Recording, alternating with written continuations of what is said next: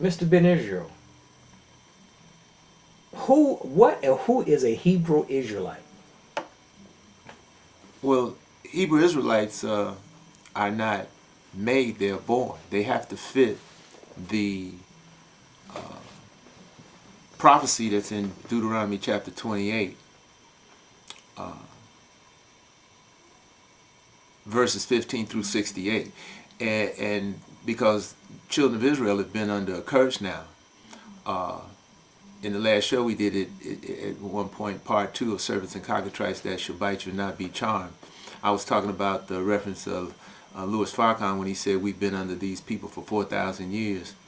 And I misspoke and said we've been under them 4,500 years, and I meant to say we've been under them 2,500 to 2,700 plus years. Okay, that's when children of Israel went into captivity because of our iniquity, and that brought that curse, Deuteronomy chapter 28, 15 through 68, upon us. And children of Israel, wherever they are in the world, and we're all over the earth, that curse you will be able to see every aspect of that curse: famine, poverty, pestilence, the sword. We were removed into the nations of the earth through captivity, through ships and whatnot. But I got to stop you. Are only African Americans Hebrew Israelites? No, because again, as we've spoken in the past, Hebrew Israelites are in the four corners of the earth. They're in every nation of the world.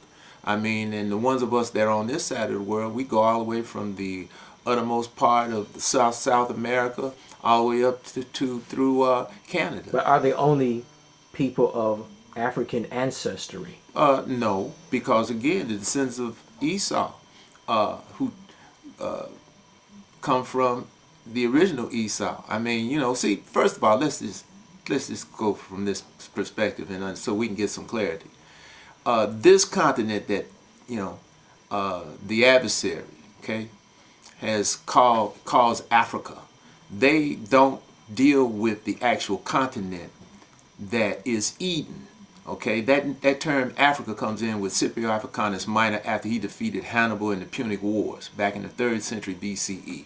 And so that's where you get this term Africa. They've created the Suez Canal to cut the eastern part of Eden, okay, away from the rest of the part that they call Africa, and then they call that eastern part of Eden, which is again the continent of Eden, which they call the major part of it Africa today, but they call that eastern part the Middle East. So how can anything be in the middle? Okay, so right there, everybody that has originated, so to speak, from that Edenic continent, which goes from Euphrates all the way through to South Africa, to the othermost part of Western Africa, okay, what they call in Africa, that's all Eden, and everybody that emanated from that will be considered Africans or Edenic people, okay? And so the descendants of Esau, they're Edenic or African people.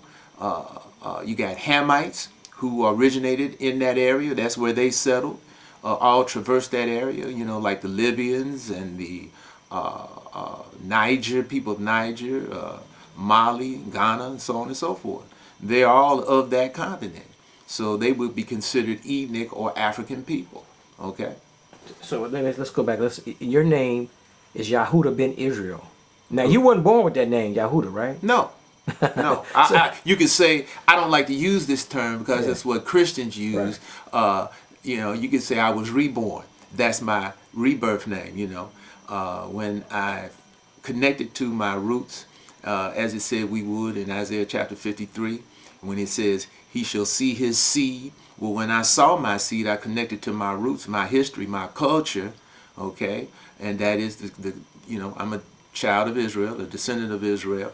And again, we were to be cut off for, as it says in Hosea chapter 6 at the top, 2 days or 2,000 years. That the children of Israel were not to know, not to be able to know that we were Israel. Okay? And you've got many of us today that still have not connected to their roots, still don't acknowledge the fact that they're this child of Israel. So if somebody saw you, it's okay to use the term Yahuda ben Israel is a Hebrew Israelite. Correct. That's cool. Absolutely. That's cool. Absolutely. But Yahuda ben Israel does not read the New Testament. No, Why don't you believe in the New Testament? because it's idolatry, and it was prophesied that this idolatry would be brought into play. Prophesied where in the Bible? In Deuteronomy chapter 32. Say that slow. Deuteronomy yeah. chapter 32.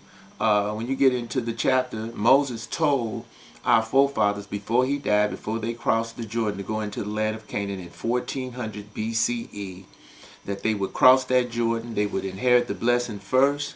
Then, as time went by, their offspring would turn away from Yahweh of hosts and start to worship idols newly raised up, not Yah, but devils. Okay, so it's characterizing all idolatry as devil worship. And you see that when you look and study Christianity, that it did not come into play until the fourth kingdom of man. Now, just like, they give you these dates of supposedly of the one of the idols of Christianity, the main idol that they call Jesus, Yeshua, Yahashua, what have you. They give the three different birth dates: ABC, 6 BC, 4 BC. Okay, so right there, that's telling you that many people don't understand what BC means. They think it means before Christ. Okay, it means before the common era. Now, when it says, you can say it means before Christ or the anointed. All right, and again, they don't understand history, so they don't know who the anointed was. That was Augustus Caesar.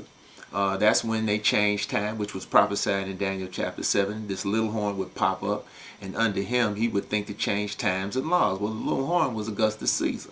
We've talked about this in the past. And you go into history and you do your research, you'll see that when Augustus Caesar elevated himself to the stature of divinity, Augustus Divus, Augustus the God, that's when they started out with the year 1 AD. And many people think AD means after the death of JC. But it does not. It means Anno Dominus, the year of the Lord. And their Lord was Augustus Caesar. Okay, because again, if they give you three dates of 8, 6, or 4 BC of the birth of this entity called Jesus or Yeshua or Yahashua, then how could 1 AD mean after his death, when he supposedly, according to the story, died at 33? Okay, now there is an Old Testament and New Testament. You don't read the New Testament, only the Old Testament. So I have to ask, who wrote the New Testament and why? The descendants of Esau, the illuminated ones, when they became illuminated, and we've talked on this in the past, they started to become illuminated in the latter part of the 4th century BCE, 332 coming down, when they came with Alexander the Great, and they got a hold of the book of remembrance. Okay, Malachi chapter 3.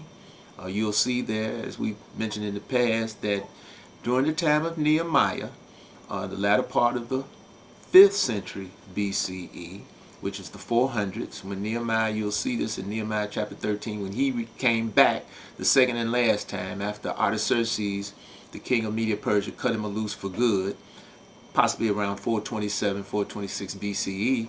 When he came back, he saw how the people in and around Jerusalem of the children of Israel had fallen away from Yah and become more degenerate from how he had set them up when he was there the first time for 12 years.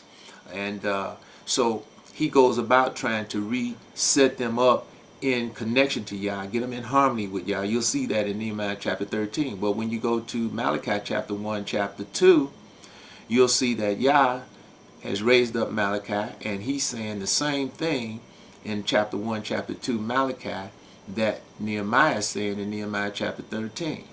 And then when you go to Malachi chapter 3, in the bottom part of chapter 3, because the top part is talking about, of Malachi 3, is talking about today and beyond today. But the latter part of chapter 3, Malachi, you'll see there where Nehemiah, it says Nehemiah and some of the children of Israel who were in Jerusalem at that time, who were still about Yah, were talking one to another. In other words, they were saying, because they had all the prophetic books, okay, from Genesis through Malachi that was being written at that particular time, and they knew that the captivity was going to be long.